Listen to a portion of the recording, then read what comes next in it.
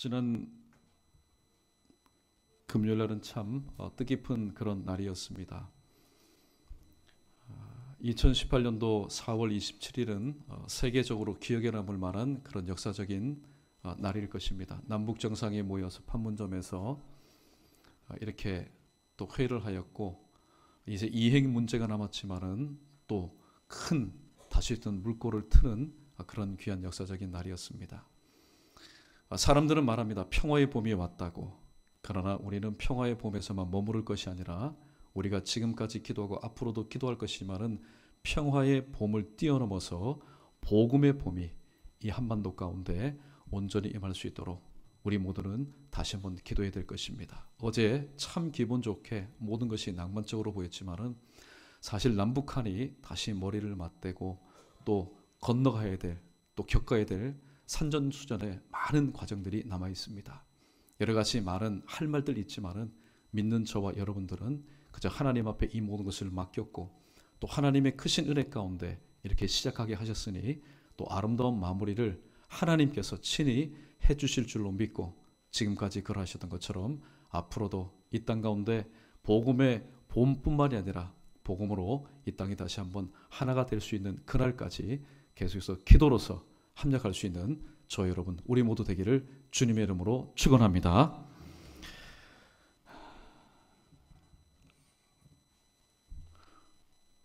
인생의 비극은 어디서부터 시작되었을까? 오늘 본문 말씀을 곰곰이 묵상해 보니까 인생의 비극은 하나님의 생각이 있음에도 불구하고 내 생각을 고집할 때에, 그리고 하나님께서 정해놓으신 길이 있음에도 불구하고 내 길을 고집할 때에 인생의 비극은 시작되지 않았는가? 오늘 7절 말씀에서 오늘 본문의 기자는 이렇게 말합니다. 너희는 그의 생각을 버리고 여호와께로 돌아와라. 그의 생각, 하나님의 생각이 아닌 사람의 생각대로 살았기 때문입니다. 또 돌아오라는 얘기는 무엇입니까? 너희가 지금 걸어가고 있는 길이 잘못된 길이기 때문이다. 여러분은 혹시 하나님의 생각과 여러분의 생각 가운데서 갈등하고 있지는 않습니까? 또 하나님의 길과 여러분의 길 사이에서 고민하고 있지는 않습니까? 그러나 사실 이것은 고민하거나 갈등할 문제가 아니라는 사실을 오늘 성경은 우리에게 분명히 말씀하고 있습니다. 때로 유혹이 오게 되면은 일반적으로 사람들은 생각하게 됩니다. 왜냐하면 하나님께서 자유의지를 주셨기 때문에. 그러나 그 자유의지를 선용하지 않으면은 갈등하게 됩니다. 내가 지금 이 길을 걸어가야 되느냐, 이 길을 걸어가지 말아야 되느냐. 하와처럼 이 선악을 알게 하는 나무의 실과를 내가 따먹어야 되느냐, 따먹지 말아야 되느냐. 우리는 여러 가지 갈등 가운데 쌓여서 살아가게 됩니다. 그러나 말씀을 기억하고 또 하나님 앞에 기도하면서 이 고민이 되고 갈등이 되는 이 순간 하나님의 뜻이 무엇인지를 우리가 물어본다면 하나님은 말씀하여 주실 것이고 또 하나님의 생각대로 하나님의 길을 걸어갈 때에 여러 가지 많은 상황 가운데서라도 때를 따라 돕는 은혜를 통하여서 승리하는 삶, 결코 실족지 않는 삶을 살아갈 수 있습니다. 마귀는 신앙생활하는 우리의 삶의 현장에 다가와서 이렇게 질문합니다. 너에게도 생각이 있지 않느냐? 네가 지금 걸어가고 있는 길이 정말로 가고 싶은 길이냐? 그렇게 우리의 생각 가운데 갈등하고 있는 우리의 삶 가운데 찾아와서 또 길 문제로 인해서 갈팡질팡하는 우리에게 와서 속삭입니다.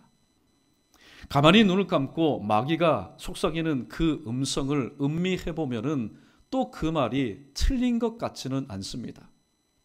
분명히 하나님께서 주신 자유의지를 통해서 내 생각이 있는데 때로는 내 생각이 더 옳다고 여겨지는데 성경은 항상 하나님의 생각을 따라서 살아가라고 얘기합니다. 내가 지금 걸어가고 있는 길은 분명히 보입니다. 그러나 하나님께서 제시하시고 인도하시는 길은 길이 보이지 않습니다. 그래서 내가 가는 길이 맞는 것처럼 보이지만은 성경은 그래도 보이지 않지만은 하나님께서 너에게 정해놓으신 그 길을 믿음으로 걸어가라고 말씀합니다.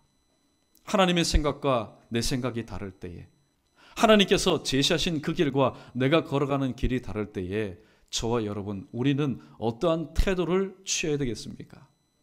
오늘 특별히 본문에 등장하는 바로 8절과 9절 말씀을 중심으로 말씀의 또 인용을 통하여서 함께 은혜를 나누고자 합니다. 첫 번째, 오늘 우리에게 주시는 교훈의 말씀, 하나님의 생각과 내 생각이 다를 때 우리는 무엇을 기억해야 됩니까? 우리 크게 한번 따라해 볼까요? 우리에게는 선택권이 아니라 순종권이 있음을 기억해야 합니다. 하나님께서 내게 자유의지를 주셨다고 내가 원하는 대로 선택할 권리가 우리에게는 없습니다. 우리는 하나님 앞에 이렇게 기도합니다. 하나님은 우리의 왕이시오, 우리는 그의 백성이요, 주님은 내 인생의 주인이요, 나는 주님의 종입니다. 물론 종에게도 생각이 있지요, 종에게도 계획이 있습니다. 그러나 종이 종된 것, 백성이 백성된 것, 그것은 바로 주인의 뜻에, 왕의 뜻에 맞게끔 살아나가는 것입니다. 하나님의 생각과 내 생각, 즉 내 생각이 하나님의 생각과 맞는다면 얼마나 신앙생활하는 것도 신이 나겠습니까? 사회생활도, 직장생활도, 신앙생활도, 학업생활도 얼마나 신이 나겠습니까? 그러나 문제는 내 생각이 하나님의 뜻과 맞을 때도 있지만은 거의 대부분은 맞지 않을 경우가 많기 때문입니다. 열왕기 5장의 나만 장군의 이야기가 좋은 예가 됩니다. 열왕기 5장 10절 말씀에 보면은 이 엘리사가 나만 장군을 보지도 않고 몸종을 보내어서 이렇게 말합니다. 자, 너는 이제 요단강에 몸을 7번 씻어라. 그러면 네가 다시 깨끗하여질 것이다. 나만 장군이, 푸대접을 받은 나만 장군이 기분이 나쁩니다. 그래서 11절에 보니까 내 생각에는, 엘리사는 하나님의 사람이었습니다. 고로 엘리사의 말은 곧 하나님의 음성이었습니다. 그런데 하나님의 생각대로 순종하지 않고, 하나님의 말씀대로 순종하지 않고 내 생각에는, 왜냐하면 고국에 있는 이 요단강보다 수질이 더 좋은 깨끗한 강들이 있었기 때문입니다. 그러나 그의 몸종들의 간청을 통하여서 나만 장군이여, 만약에 이 엘리사 선생님이 당신에게 이보다도 더 큰 일을 하라고 하면은 당신이 병고침 받기 위해서 하지 않겠습니까? 하물며 요단강에 7번 들어가서 씻으라 하는 이 말씀에 무엇이 꺼리키겠습니까? 이 종들의 간청을 통하여서 결국에 나만 장군은 요단강에 몸을 7번 씻게 됩니다. 결과 놀라운 역사를 몸소 체험하게 됩니다. 어린아이의 살같이 깨끗하게 회복되었기 때문입니다. 하나님의 치유의 역사, 인간의 상식선에서는 내 몸이 치유되고 내 몸이 치료되는 것은 이 땅에 존재하는 여러 가지 좋은 처방법, 여러 가지 많은 방법, 민간 요법을 통해서 내 몸이 치료되고 치유되는 것처럼 우리는 생각합니다.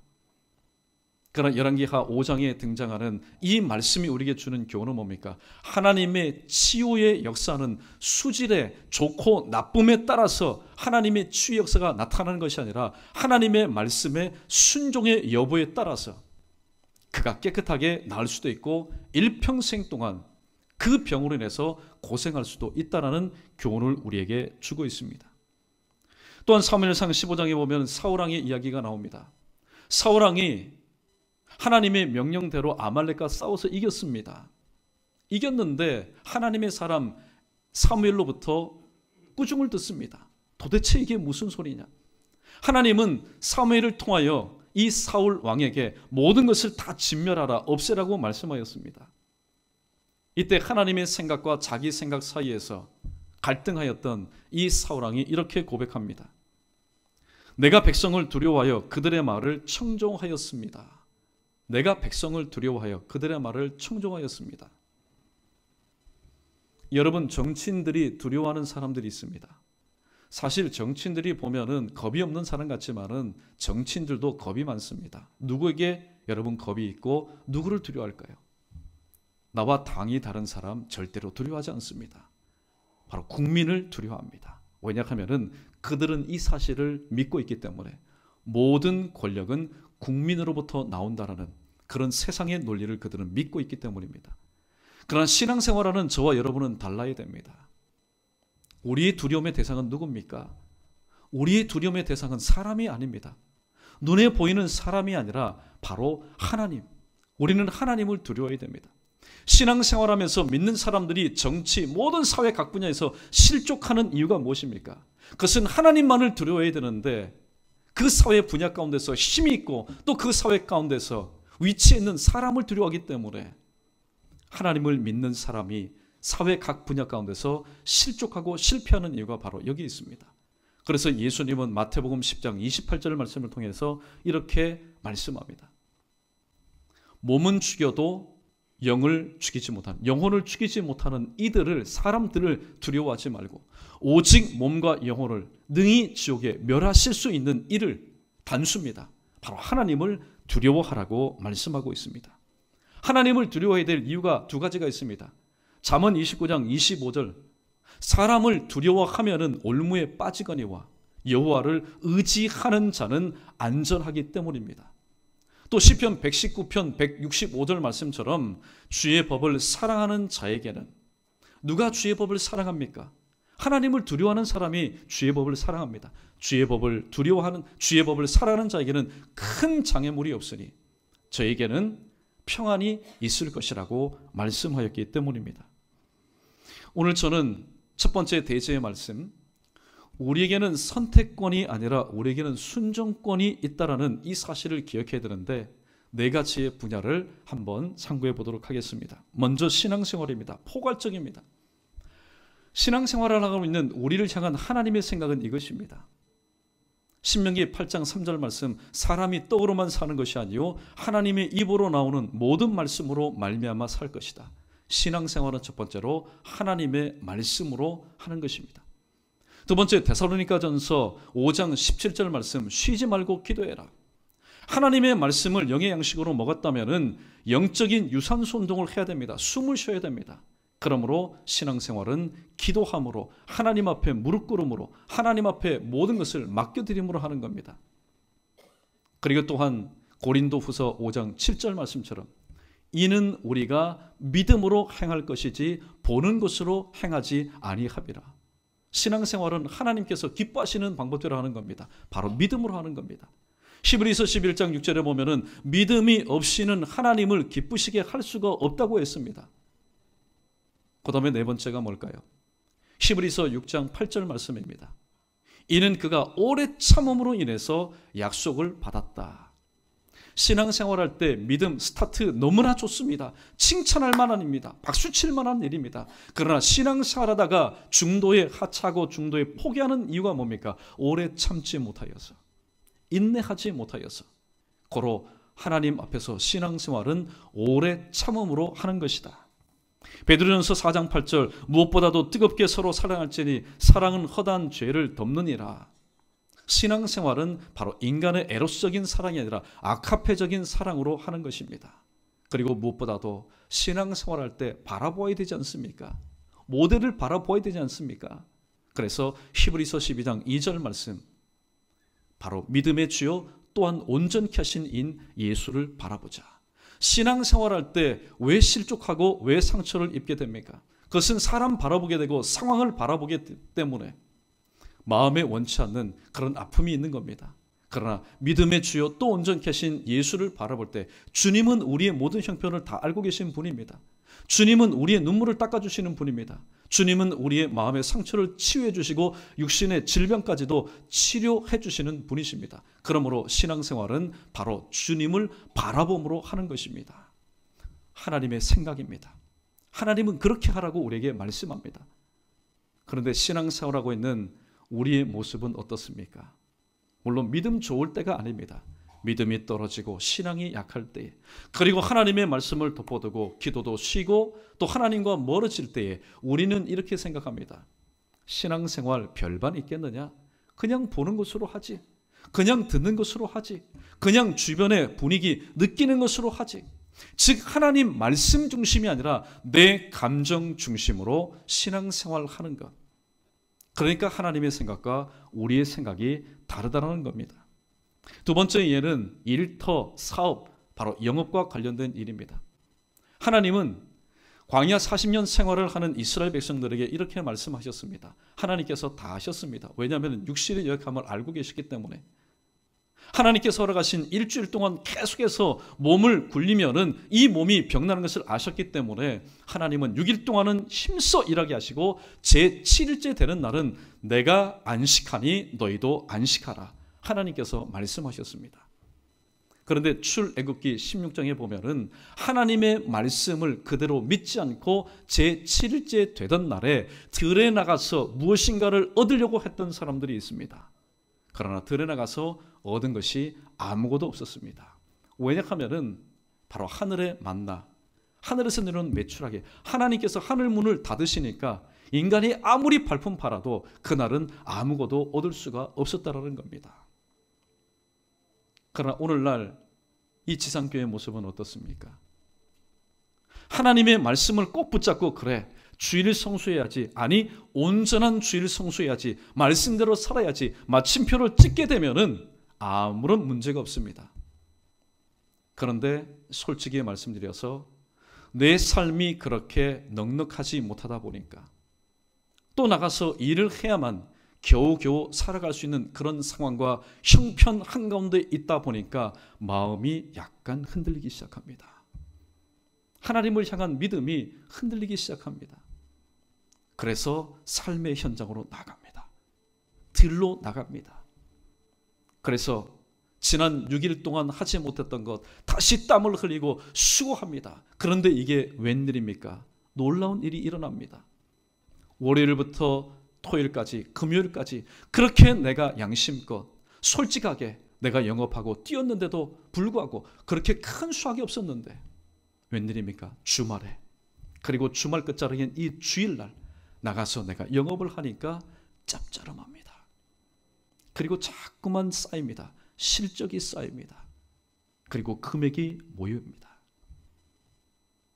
여러분, 우리가 진실로 하나님을 믿는 사람이라면 우리가 이러한 일시적인 속임 가운데 우리가 넘어가서는 안 됩니다. 사람 생각에는 주말에 영업하면 실적이 오르겠지, 매상 매출이 오르겠지, 그렇게 생각합니다. 그렇게 생각할 뿐만 아니라 실질적으로 그렇습니다. 그러나 우리는 하나님의 말씀을 통해서 이 상황을 접근할 필요가 있습니다. 시편 127편 1절과 2절 말씀에 이런 말씀이 있습니다. 여호와께서 세우지 아니하시면은 집을 세우는 자의 수고가 헛되며 여호와께서 지키지 아니하시면은 성을 지키는 파수꾼의 경성함이 헛되며. 2절입니다. 오늘 본문과 관련해서 아침에 일찍이 일어나고 저녁에 늦게 누우며 수고의 떡을 먹음이 헛되다고 얘기합니다. 세상에 여러분, 이처럼 보람 없는 일이 어디 있습니까? 아침에 일찍 일어납니다. 남들보다 한두 시간 일찍 일어납니다. 그리고 피곤해도 저녁에 늦게 눕습니다. 그 결과 수고의 떡을 먹으면 달콤하고 수고의 떡을 먹으면 보람이 있어야 되는데 성경은 말씀합니다. 결코 그것은 헛되다고 얘기하고 있습니다. 왜 그런지 아십니까? 하나님께서 함께 하지 않은 연고입니다. 그러나 마귀는요, 우리에게 자꾸만 꿀을 발라줍니다. 그리고 자꾸만 우리에게 필요한 것들을 얹혀줍니다. 눈으로 확인하게 합니다. 손으로 만지게 합니다. 너 하나님 없이도 봐봐, 이렇게 잘 되잖아. 너 하나님 없이도 이렇게 번성하잖아. 그러나 그것은 오래가지 못합니다. 여러분 보십시오. 나무에 가지가 있는데 이 가지가 나무에서 떨어지면 금방 잎사귀가 여러분 마르지 않습니다. 그러나 분명한 사실은 떨어져 있는 시간이 흐르면 흐를수록 되돌이킬 수 없는 바로 상황까지 이를 수밖에 없다라는 겁니다. 하나님은 우리에게 이렇게 말씀합니다. 내 영혼이 잘된 같이 내가 범사에 잘되고 강건하리라 말씀하였지, 네 범사가 잘된 같이 네 영혼이 잘되고 강건하리라 하나님은 말씀하지 않았습니다. 그러므로 이 시간 여러분들 중에 오늘 내가 하나님의 자녀요, 하나님의 백성이요, 하나님께서 내게 이 어려운 시대 가운데 일터를 주시고 기업을 주시고 또 영업할 수 있도록 은혜를 베푸셨다면 하나님은요, 주의를 지키지 않으면서까지, 그것이 하나님의 기쁨이 되지 않으면서까지 오늘 또 일하는 모습을 하나님은 결코 기뻐하지 않는다는 겁니다. 학개서 2장 8절 말씀처럼 은도 내 것이요 금도 내 것이라고 주님은 분명히 말씀했습니다. 아버지가 그런 분이신데 오늘 또 자녀가 그런 거로 인해서 물질 문제로 인해서 주일날 하나님 앞에 온전히 예배 드리지 못하고 세상 사람들처럼 들에 나가서 오늘 또 똑같이 수고하고 땀 흘릴 때에 누구의 마음이 여러분 괴롭고 아프시겠습니까? 여호와를 기뻐하라. 그리하면 내 마음의 소원이 이루어지리라 주님 말씀합니다. 결코 하나님의 기쁨이 되지 않는 일을 감당할 때에 우리는 그 일이 잘 될 것이라고 우리가 생각해서는 안 됩니다. 바로 이것이 하나님의 생각과 우리의 생각의 차이점입니다. 세 번째로 헌금에 관한 것입니다. 봉헌에 관한 것입니다. 사람들은 이렇게 생각합니다. 물론 믿음 있는 사람은 그렇게 생각하지 않겠지요. 그러나 믿음이 연약한 사람, 그리고 이 세상 가운데서 또 물질 문제에서 어렵게 살아가는 분들은 이렇게 생각할지 모릅니다. 열에서 하나를 뚝 떼어서 하나님 앞에 드린다는 것. 근데 가만히 보니까 남아있는 것은 9입니다. 9뿐이네 라고 얘기합니다. 9씩이나 남아있네 하면은 그 사람은 믿음의 사람입니다. 그러나 9밖에 없다. 아깝다는 생각이 듭니다. 그래서 어느 순간부터 하나님 앞에 하나님께서 내게 모든 것을 주셨습니다. 여러분 11조의 참된 의미가 뭡니까? 11조는 드리는 하나만 하나님의 것이 아니라 하나님께서 내게 주신 이 모든 것이 다 하나님의 것인데 그 중에 10분의 1을 내 믿음의 표지로서 하나님 앞에 드리는 것. 그러니까 11조는 10의 하나만 하나님의 것이 아니라 10의 모든 것이 다 하나님의 것입니다. 그런데 하나님의 생각과 내 생각, 야, 열에서 하나를 드리니 9밖에 남아있지 않구나. 이것 가지고 어떻게 삶을 살아갈 수 있느냐. 빠듯하다. 아깝다는 생각이 드니까 그 다음부터는 그렇게 착실하게 했던 11조의 생활, 하나님 앞에 봉헌의 생활을 게을리하게 됩니다. 오늘 이렇게 흔들리는 믿음을 가진 우리에게 하나님은 이 말씀을 통해서 다시 한번 우리에게 쐐기 박는 귀한 믿음의 말씀을 주십니다. 말라기서 3장 10절 말씀, 만군의 여호와가 이르노라. 너희의 온전한 11조를 창고에 들여 나의 집에 양식이 있게 하고 그것으로 나를 시험하여 내가 하늘 문을 열고 너희에게 복을 쌓을 곳이 없도록 붙지 아니하나 보라라고 하나님은 말씀하고 있습니다. 오늘 하나님께서 말씀하신 것을 일평생 동안 체험한 사람이 있습니다. 그 사람은 바로 예수님의 비유에 등장하는 어리석은 부자입니다. 이 어리석은 부자, 쌓을 곳이 없을 정도로 엄청난 수확을 거두었습니다. 그렇다면 하나님 앞에 감사함이 그의 삶을 통해서 보여야 되는데, 표현이 되어야 되는데, 오늘 누가복음 12장 이 어리석은 부자와 관련된 성경 구절 앞뒤 좌우 전후 아무리 들춰봐도 베푸신 하나님께 대해서 감사하는 모습을 조금도 찾아볼 수가 없습니다. 그러므로 우리는 열에서 하나를 드리는 것, 그 다음에 9만 남았다라고 부정적으로 생각할 것이 아니라 주님께서 하신 말씀을 여러분 잘 기억해 보십시오. 열에서 하나를 믿음으로 드리면은, 믿음으로 아깝다 하지 않고 정말로 전하는 심령으로 드리게 되면은 주님은 말씀합니다. 30배, 60배, 100배. 이게 바로 믿음의 사람의 바로 신앙생활의 모습입니다. 여러분, 가난한 교회, 여러분에게 질문합니다. 여러분이 한번 솔직담백하게 대답해 보시오. 세상에 가난한 교회 있습니까? 없습니까? 자, 우리 시무장로님도 한번 대답해 보십시오. 세상에 가난한 교회 있습니까? 없습니까? 이 세상에 가난한 교회는 절대로 없습니다. 없습니다. 왜냐하면 머리신 주님이 가난하지 않기 때문입니다. 교회는 바로 머리신 예수님의 지체입니다. 헤드가, 머리가 오늘 주님이 가난하지 않는데 오늘 그 지체가 가난한 교회가 있을 수가 없는 겁니다. 그러나 이 사실은 또한 우리가 인정해야 됩니다. 세상에 가난한 교회는 없습니다. 그러나 가난하게 운영되고 가난하게 신앙생활하는 교회는 있습니다. 곰곰이 생각해 보았습니다. 10명이 모인 교회이기 때문에 가난할까요? 1000명이 모인 교회이기 때문에 여러분 가난하지 않을까요? 아닙니다. 1000명이 모인 교회라 할지라도 그들이 오늘 본문에 기록된 이 말라기서 3장 10절 말씀처럼 하늘 문을 열고 너에게 쏟아붓지 아니하겠느냐, 나를 시험해라. 오늘 이 말씀대로 순종하지 않는다면, 순종하는 성도보다는 순종하지 않는 성도가 많다면 아무리 1000명, 10,000명이 모여도 그 교회는 가난한 교회로 신앙생활할 수밖에 없습니다. 그러나 우리가 일반적으로 생각할 때 저 농어촌에 있는 이 교회, 그저 20-30명 모이는 이 교회, 야, 참 저 교회 가난하겠다. 여러분, 천만의 말씀입니다. 비록 20-30명 모였다 할지라도 그들 모두가 이 하루의 삶을 허락하시고 나의 삶 가운데 분복을 허락하신 하나님의 은혜를 기억하면서 말씀대로 순종하여서 하나님 앞에 오늘도 봉헌 생활을 한다면 그 교회는 결코 가난하게 신앙생활을 할 수가 없다는 겁니다.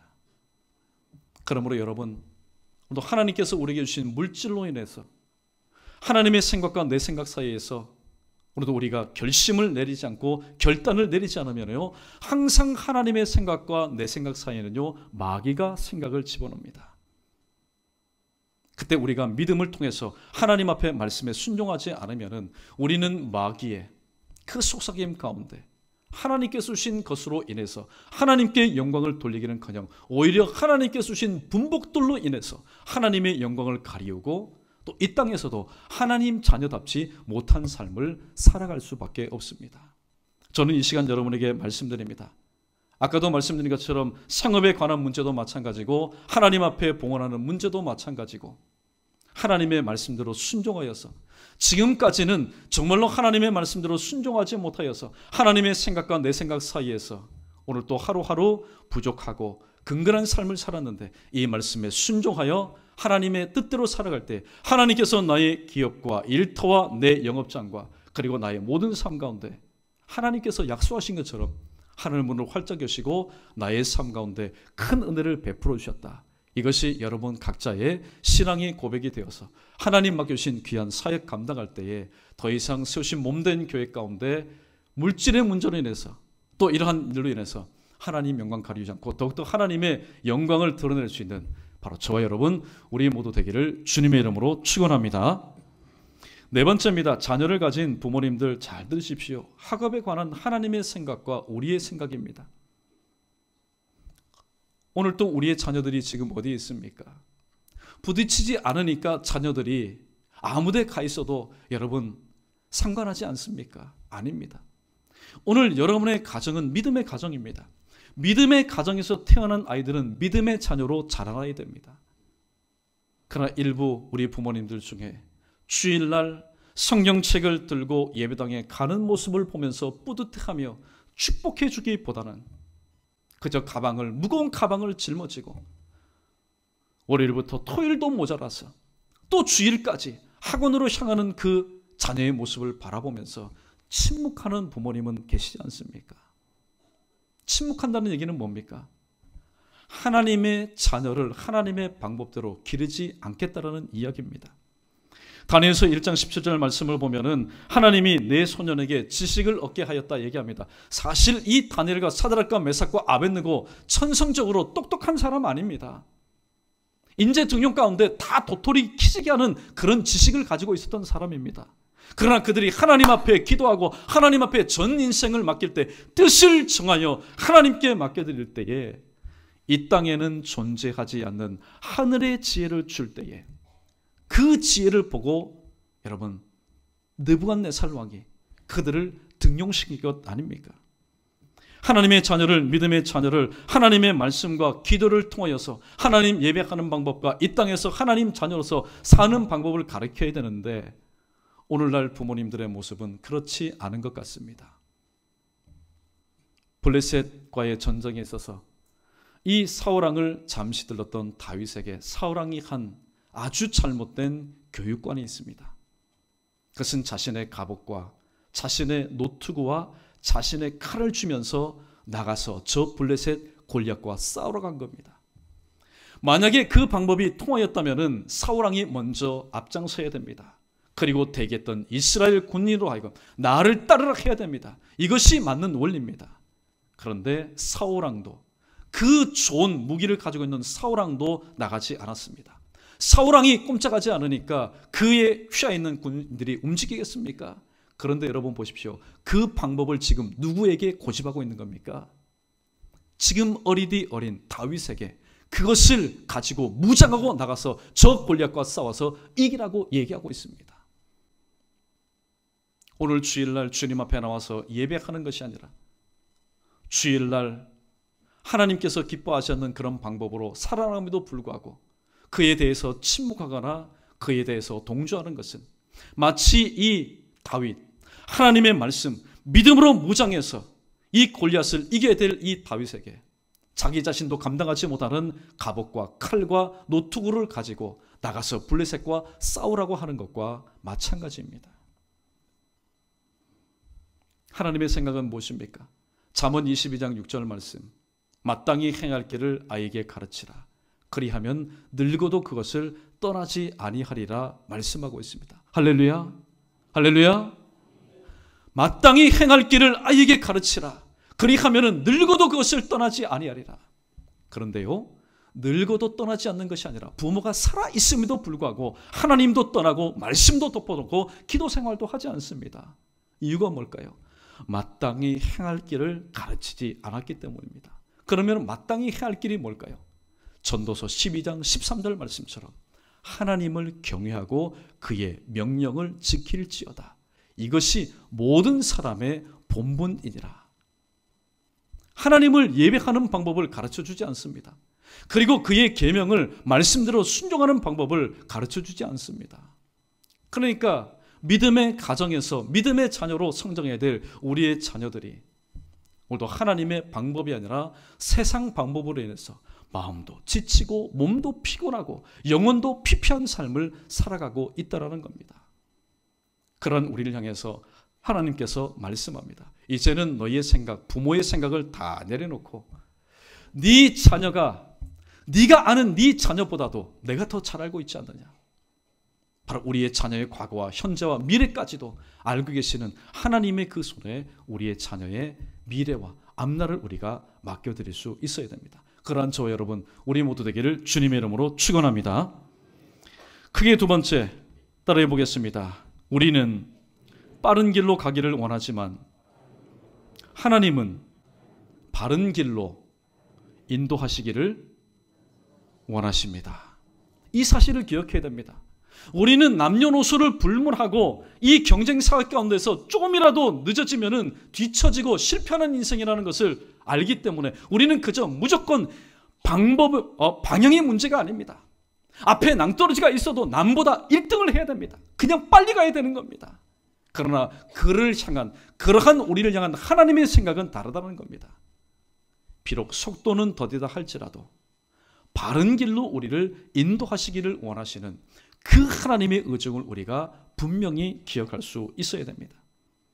민수기 21장에 불뱀에 물린 이스라엘 백성들의 이야기가 나옵니다. 그들이 왜 불뱀에 물렸을까요? 길 문제로 인해서.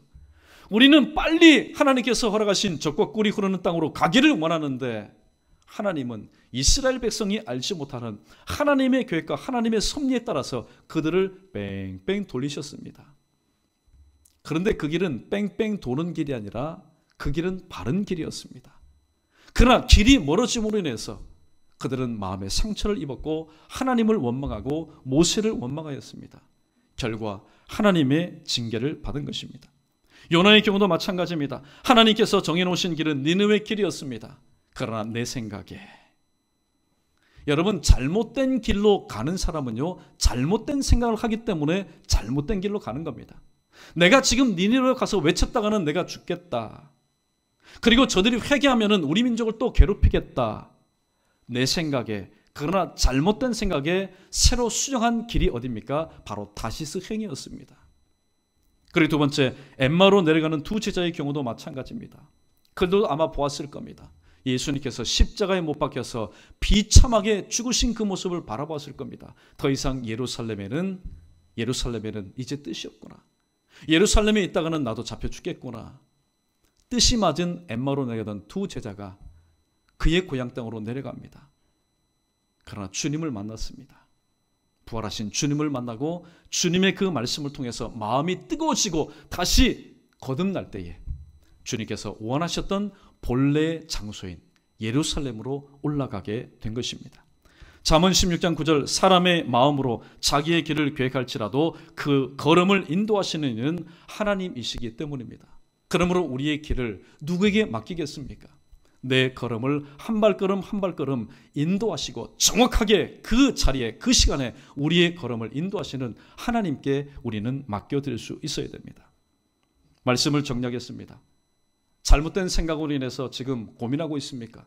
잘못된 길을 걸어가면서 지금 내가 어떻게 해야 될지 여러분 갈등하고 계십니까? 오늘 성경은 말씀합니다. 우리 6절과 7절 말씀 우리 크게 읽어보겠습니다. 시작. 너희는 여호와를 만날 만한 때에 찾으라. 가까이 계실 때에 그를 부르라. 악인은 그의 길을, 불의한 자는 그의 생각을 버리고 여호와께로 돌아오라. 그리하면 그가 긍휼히 여기시리라. 우리 하나님께로 돌아오라. 그가 너그럽게 용서하시리라. 아멘. 누가복음 15장에 등장하는 둘째 아들 생각에 어떤 생각을 했겠습니까? 두려운 마음이 있는 겁니다. 아버지의 것을 가지고 다 탕진했으니 내가 돌아가게 되면은 아버지는 나를 꾸중하게 될 거다. 아버지는 나를 내칠 거야. 아버지는 족보에서 나를 지워버릴 거야. 그러나 그렇게 생각하는 동안에도 아버지의 생각은 무엇이었습니까? 네가 돌아오기만 해라. 네가 돌아오기만 해라. 그러면 내가 너를 널리 용서하고 네 지난 과거의 모든 것을 내가 잊어버리겠다. 그리고 너의 둘째 아들의 지위를 다시 한번 회복시켜 주겠다. 그리고 네가 지금까지는 철없이 살았지만은 이제는 철이 든 모습으로 나와 함께 동역하면서 새로운 나를 너에게 허락하겠다. 이게 바로 아버지의 마음입니다. 하나님의 생각과 여러분의 생각이 다릅니까? 그러면 이 사실을 기억하십시오. 우리에게는 선택권이 있는 것이 아니라 우리에게는 그 하나님의 말씀에 대한 순종권만 있다는 것. 우리의 선택은 항상 틀릴 수 있습니다.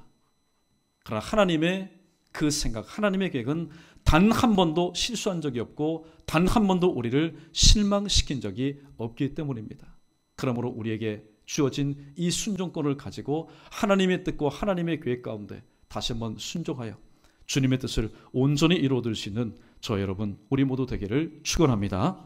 두 번째, 하나님의 길과 내 길이 다를 때에는 그래 나는 빠른 길을 가기를 원하지만은 하나님께서는 바른 길로 나의 걸음을 한 발걸음 한 발걸음 인도하여 주시는구나. 하나님의 그 진의, 하나님의 그 속마음을 깨닫게 된다면은 우리 모두는 오늘 본문에서 예사야 선지자가 외쳤던 것처럼 우리의 잘못된 생각을 버리고 잘못된 길로 갔던 그 길을 다시 한번 돌이켜서 하나님께서 기다리고 계시는 바로 주님의 품으로 우리는 온전히 돌아올 수 있습니다. 열왕기상 18장 36절에서 오늘 사무엘 선지자는 이스라엘 백성을 향해서 이렇게 피를 토하며 외쳤습니다. 너희가 언제까지 하나님과 바알 사이에서 머뭇머뭇거리겠느냐. 또 사도 요한은 라오디게아 교회를 향해서 너희가 왜 미지근하느냐. 너희가 덥든지 차갑든지 하라고 주님은 말씀하고 있습니다. 이제야말로 우리가 하나님의 생각과 내 생각 사이에서 여전히 갈등하고 그리고 하나님의 길과 내 길 사이에서 고민하고 있는 우리, 오늘 이 시간이 바로 결단해야 될 시간입니다. 이 결단도 내 의지를 가지고 결단하지 마시고 오늘도 성령 하나님께서 깨닫게 하시고 기억나게 하시고 생각나게 하시는 감동 감화를 통해서 오늘도 하나님의 생각대로 주님께서 허락하신 그 길을 걸어가면서 하나님 아버지의 뜻을 잘 이루어드릴 수 있는 저 여러분 우리 모두 되기를 다시 한번 주님의 이름으로 간절히 축원합니다.